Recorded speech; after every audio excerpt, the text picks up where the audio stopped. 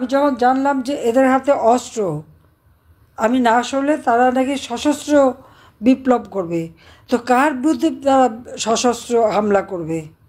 আমি আর যাই করি, দেশের মানুষের কল্যাণের জন্য কাজ করেছি।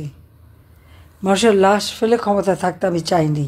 আর ওদিকে ডক্টর ইউনূস লাশের উপর পা দিয়ে ক্ষমতা দখল করতে চেয়েছে। এখানেই হচ্ছে সবচেয়ে বড় কথা। ইউনূসের দোসর কারা? জামাত শিবির, আনসারুল্লাহ বাংলা টিম, হিজবুত তাহরির সহ বিভিন্ন জঙ্গি সংগঠন, এমনকি লস্করে তৈয়বাও সে দাবি করেছে ইউনূসকে ক্ষমতা আনতে তারাও সহযোগিতা করেছে।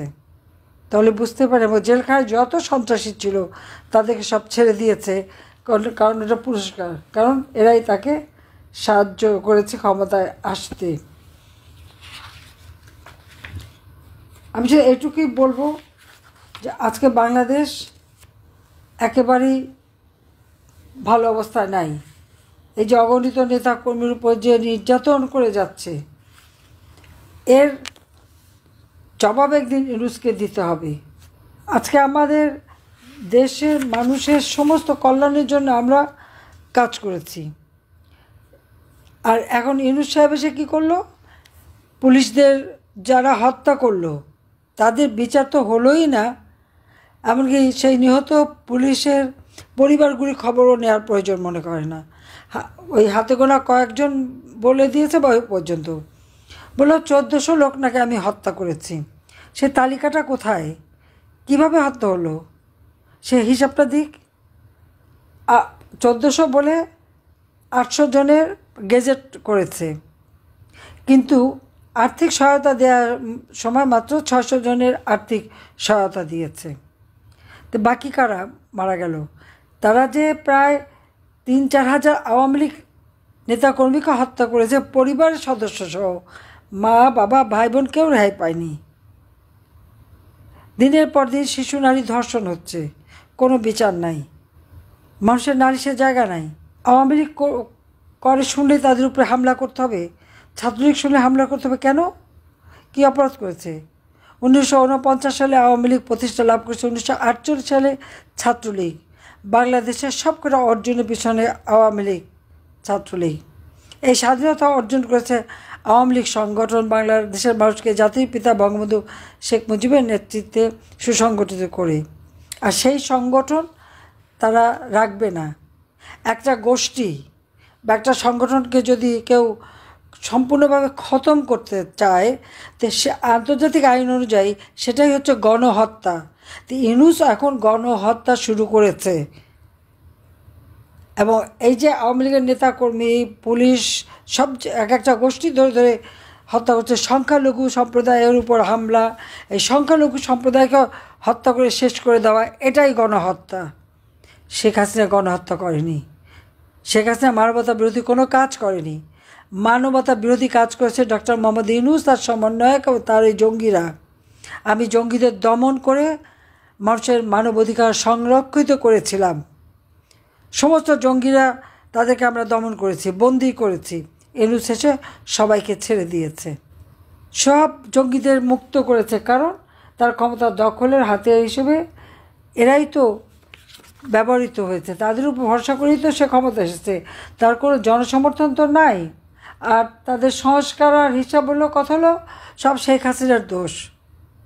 তো ইউনূসের যে গুণের কথা আমি তো বললাম, তার এতই গুণ যে সে আমার দেশের মানুষকে যেমন বঞ্চিত করে যাচ্ছে, অপরদিকে নিজেরা সমানে 2 হাতে চুরি করে খাচ্ছে।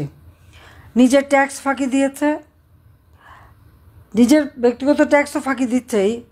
আরও 38টা কোম্পানি, তার আবার ব্যবসা প্রতিষ্ঠান অনেক, এই 38টা কোম্পানির ট্যাক্স ফাঁকি দিয়েছে, যেটা নিয়ে মামলা হয়েছে। এই মামলাগুলি ক্ষমতা আসার সাথে সাথে তুলে ফেলেছে। শ্রমিকের অর্থ আত্মসাৎ করে সাজাপ্রাপ্ত আসামি হচ্ছে ইউনূস। শ্রমিক আদালতে তার শাস্তি হয়েছে।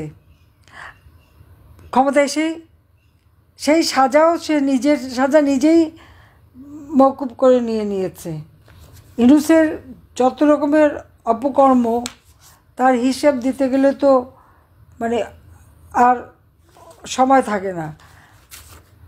তার যে ব্যাংকে যে পরিমাণ টাকা পাওয়া গেছে, বিদেশে যে পরিমাণ তার অর্থ, আজকে জিজ্ঞেস করি এত অর্থ পেল কোত্থেকে? ইউনূসের জঙ্গি বাহিনীর এবং সন্ত্রাসী বাহিনীর হামলায় আজকে কী অবস্থা? মাজার, দরগা, মসজিদ লুটপাট এবং ভেঙে ফেলা হচ্ছে। হিন্দু, বৌদ্ধ, খ্রিস্টান, ক্ষুদ্র নৃগোষ্ঠীর উপর নির্যাতন চলছে। মন্দির, গির্জা, প্যাগোডা লুটপাট, ভেঙে ফেলা, আগুন দেওয়া হচ্ছে। আওয়ামী লীগের এবং 14 দলের নেতাকর্মীরা তো শেষ, তাদের উপর একদিকে মামলা আর একদিকে হামলা। তো এই অবস্থার থেকে দেশকে রক্ষা করতে হবে, এই অবস্থা থেকে দেশের মানুষকে মুক্তি দিতে হবে। আমি আমাদের নেতাকর্মীদের একটা কথাই বলবো, কেউ মনোবল হারাবেন না।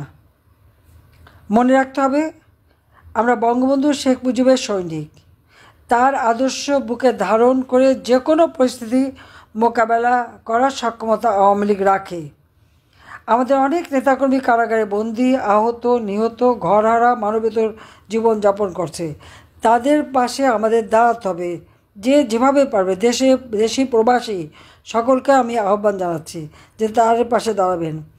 মাঠ পর্যায়ে সংগঠনকে আরও শক্তিশালী করতে হবে, সকল ভেদাভেদ ভুলে যেতে হবে, ঐক্যবদ্ধ হতে হবে, যাতে এই অবৈধ জঙ্গি ইউনূসকে হটিয়ে দেশের মানুষকে আমরা মুক্তি দিতে পারি।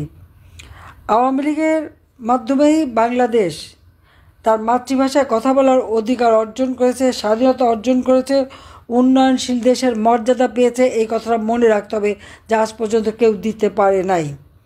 কাজে এই আওয়ামী লীগকে ধ্বংস করা যাবে না।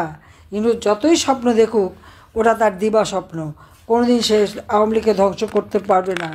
কারণ আওয়ামী লীগ বাংলাদেশ স্বাধীনতা এনে দিয়েছে, এবং এই আওয়ামী লীগই ক্ষমতা থেকে জাতির পিতা বঙ্গবন্ধু শেখ মুজিবুর রহমানের স্বপ্নের ক্ষুধা, দারিদ্র মুক্ত, উন্নত, স্মার্ট বাংলাদেশ গড়ে তুলবে ইনশাল্লাহ। কাজে এই আওয়ামী লীগের যারা ধ্বংস করতে চায়, ধ্বংস তাদের জন্য অনিবার্য। কারণ তারা ওই সন্ত্রাসী জঙ্গিদের দিয়ে ক্ষমতা দখল করেছে। কাজে তাদের পায়ের তলায় মাটি নাই, তাদের ক্ষমতার কোনো ইউনূসের ক্ষমতার কোনো বৈধতা নাই। কাজে আমরা এদেশের মানুষের পাশে আছি। যত তাড়াতাড়ি সম্ভব এই জঙ্গিবাদী ইউনূসকে দ্রুত ক্ষমতা থেকে সরাতে হবে এবং সাধারণ মানুষের জীবনে শান্তি ফিরিয়ে আনতে হবে। মানুষ যেন শান্তিতে ঘুমাতে পারে, নিরাপদে চলতে পারে, ইনশাল্লাহ আমরা সেই ব্যবস্থা করব। আমি আওয়ামী লীগ সহযোগী সংগঠন, 14 দলীয় নেতাকর্মী এবং স্বাধীনতা আদর্শে বিশ্বাসী দল মত নির্বিশেষে সকলকে ঐক্যবদ্ধ হয়ে এই সুদখোর ফ্যাসিস্ট ইউনূসের এই সন্ত্রাসী জঙ্গিদের বিরুদ্ধে রুখে দাঁড়াবার আহ্বান জানাচ্ছি।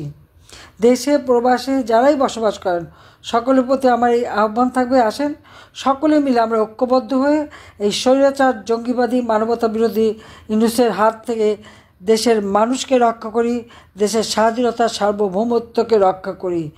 জয় জনগণের হবেই। জয় বাংলা, জয় বঙ্গবন্ধু, বাংলাদেশ চিরজীবী হোক। খোদা হাফেজ।